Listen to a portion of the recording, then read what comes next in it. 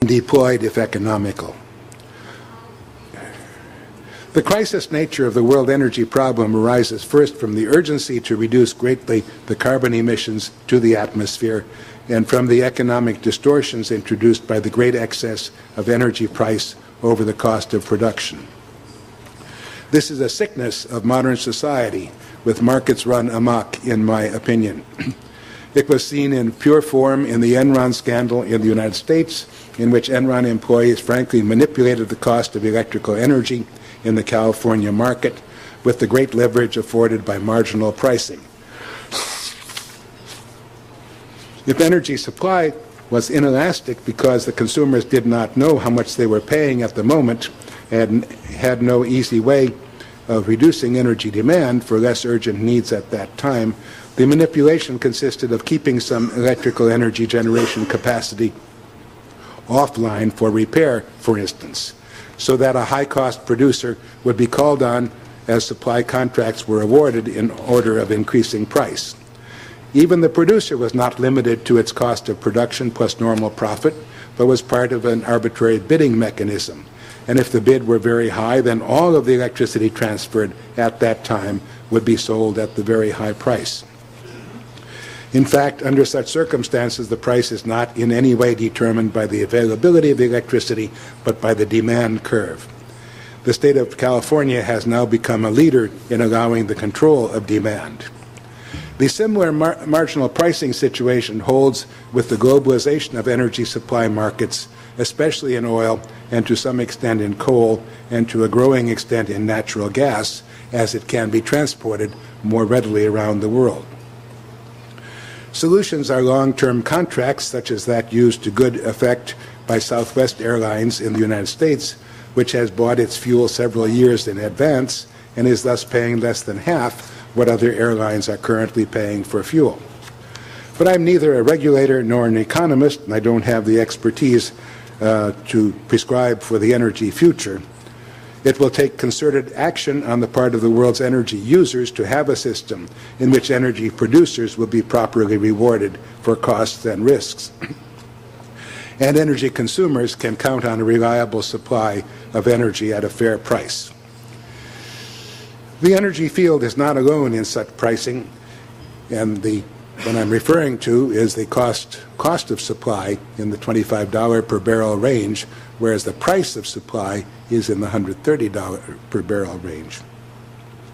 In recent years, some pharmaceuticals in the United States have suddenly increased in price by a factor 10 or even 100, not because of increased cost of production, and certainly not because of expenditures on research and development, which was long since done, but because a single company manufactured the pharmaceutical and they were bought up by others who had no scruples about charging the consumer for the drug absolutely necessary to keep them alive. Your money or your life, the mantra of the highwayman, has made its way into the pharmaceutical market and into the energy market.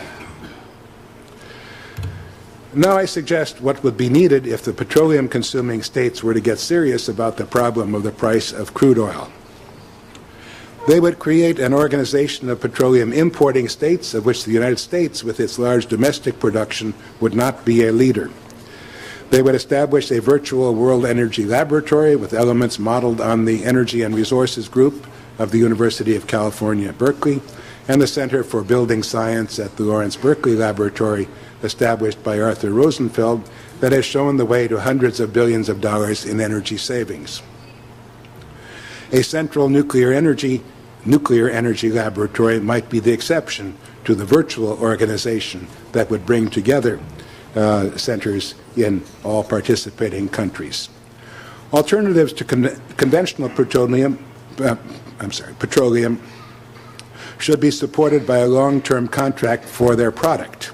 Not a guarantee of profit, but a long-term contract to buy the product in order to guard against collapse of petroleum price and to mobilize private initiative to reduce costs below the fixed selling price.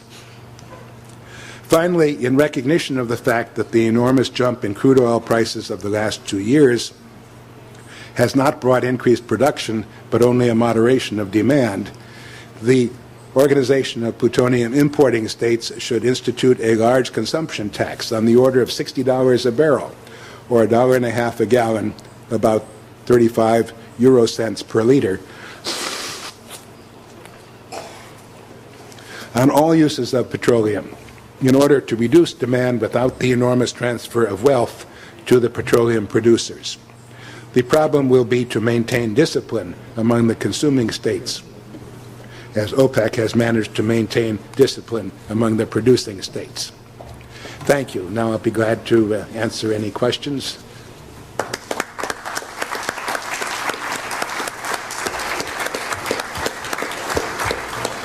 Avete delle domande da rivolgere? So, do you have any questions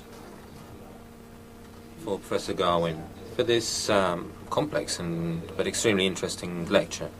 Are there any questions for the floor? Fligiotti. Specific question for you.